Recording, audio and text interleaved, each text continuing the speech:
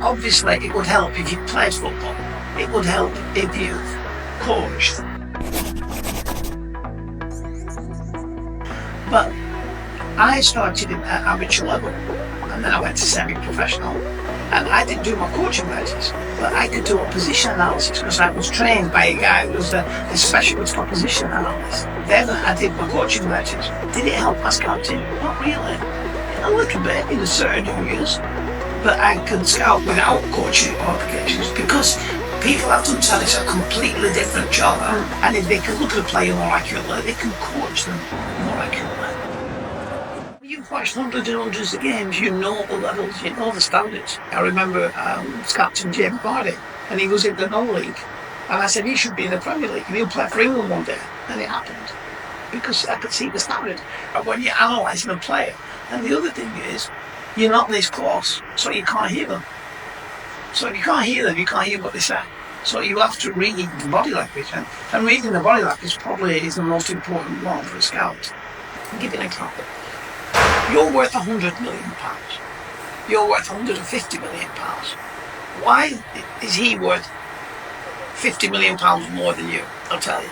He has 50 more attributes than you. Well, it might be he doesn't get flustered when someone kicks him. Well, you want to fight. Yeah? He doesn't. He tracks back when he loses the ball. You don't. He doesn't get worried when he misses a shot. You do. There's three little details, but it makes him a better player than you. So the basics, right? You want a player, first of all, who's going to be athletic, who can get about the pitch. So he's got to be fit. Then he's got to have decent touch and control. He's got to be able to control the ball to a good standard. Then you want to make sure he's got a heart and desire and passion. This is where the psychology comes in. Because I've seen guys in 90 degrees heat sprinting around the pitches. I've seen other players not sprinting around the pitches. And it all comes down to the heart. And that's where the psychology comes in.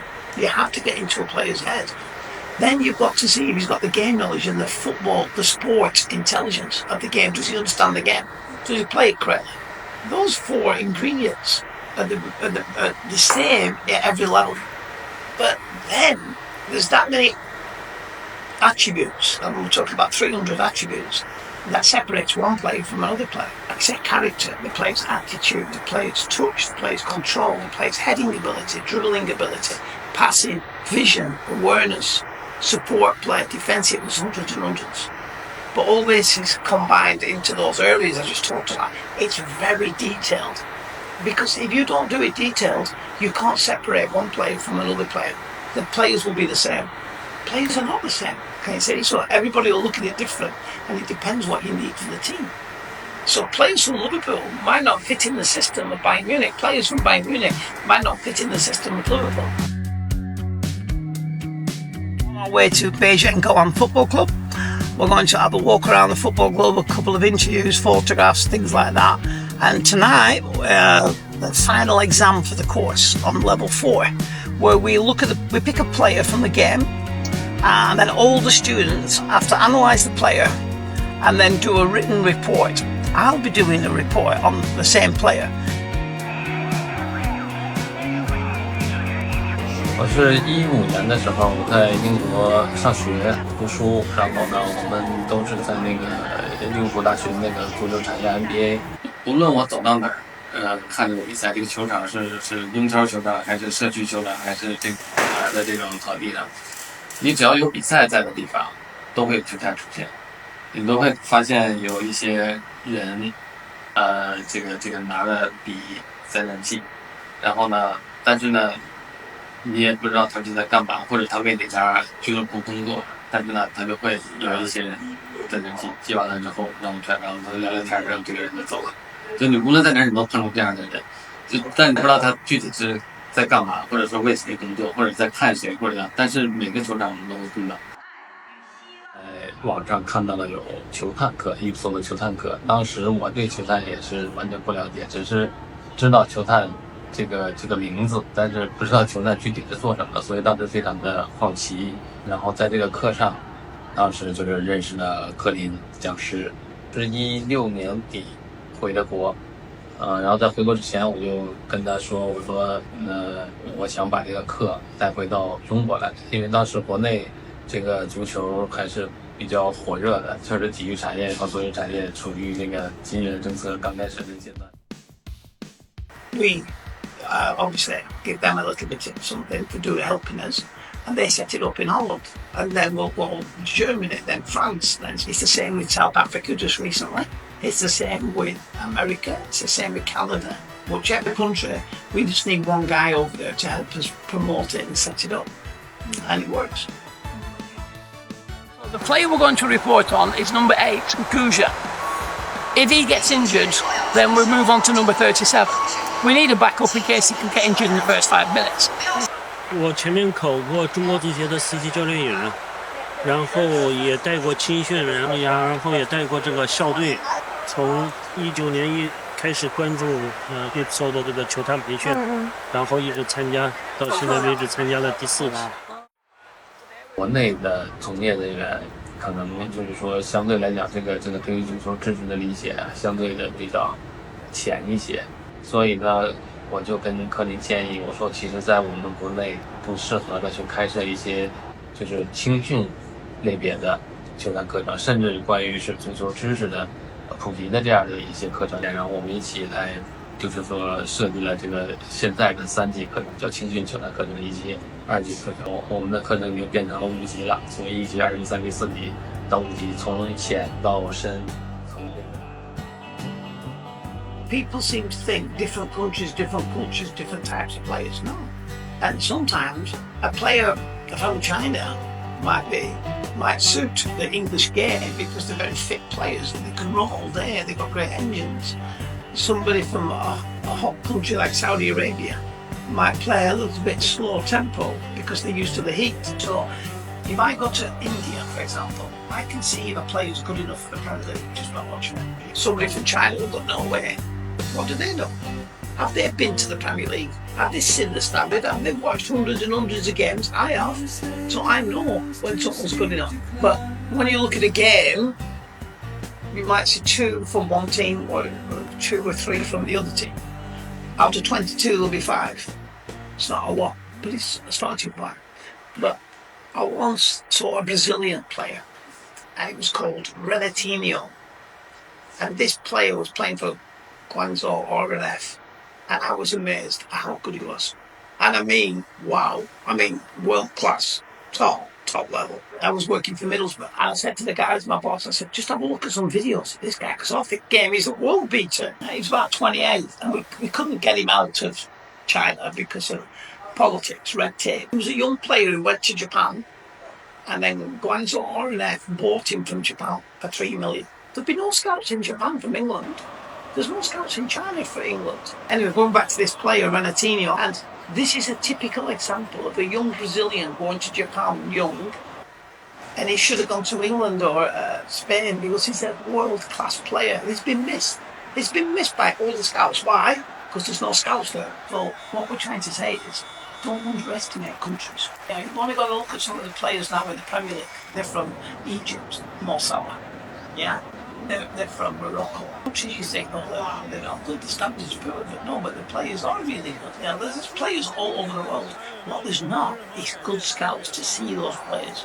This is why we're going around the world to educate each country as much as possible so they can see who the good players are, so they can get the right players in the teams or move them into the best leagues in the world. And everybody wins.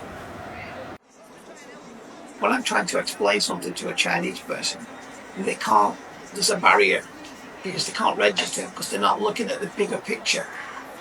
They're just looking at the little picture. And we teach how to look at the bigger picture.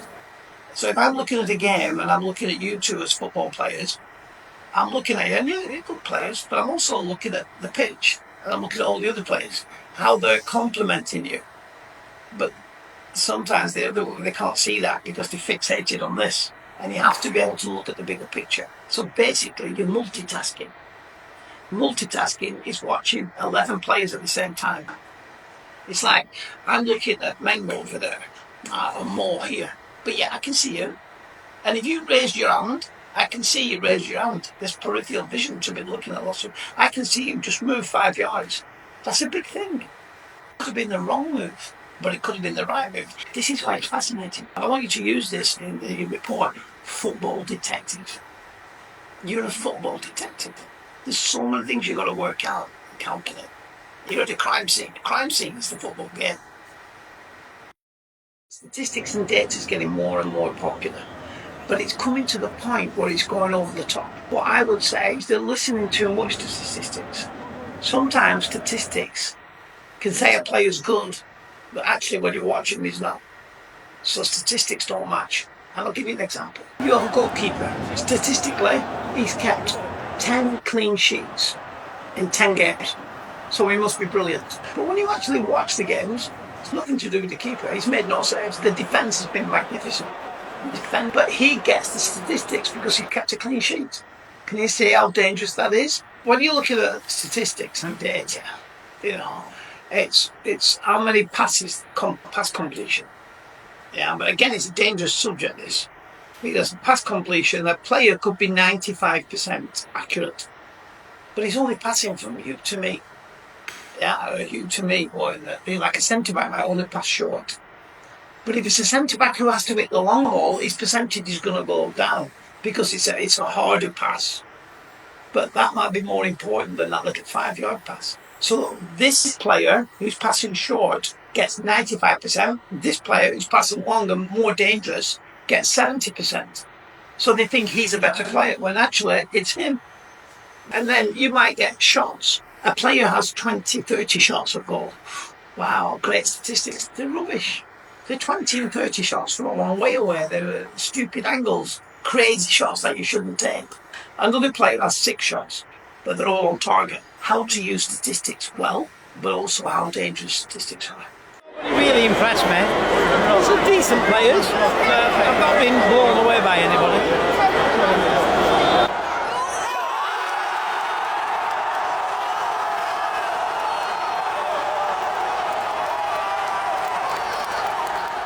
But I'm going to say a bad thing about Chinese football. They're honest, hard-working players.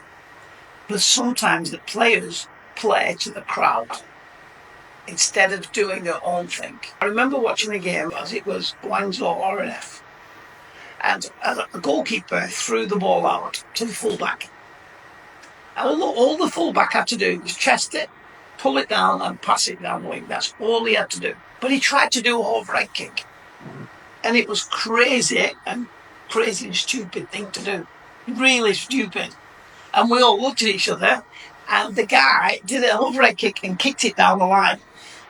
All the fans were going, yay, like this, because it was a fantastic pass. But I looked at the dugout and the managers were going, because that's not what they want him to do, because it's not good. But because the crowd are cheering, the players are doing it to make the fans cheer. That's not right. To do it correct. And the next time the keeper threw the ball to him again, he did the overhead kick again. This time, instead of going down the line, he went into the crowd. All the crowd cheered. It was terrible.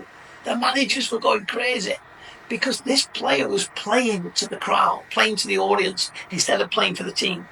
Now that's the only negative I've seen. A little bit naive on that side. And there's never a dull moment because every game's different.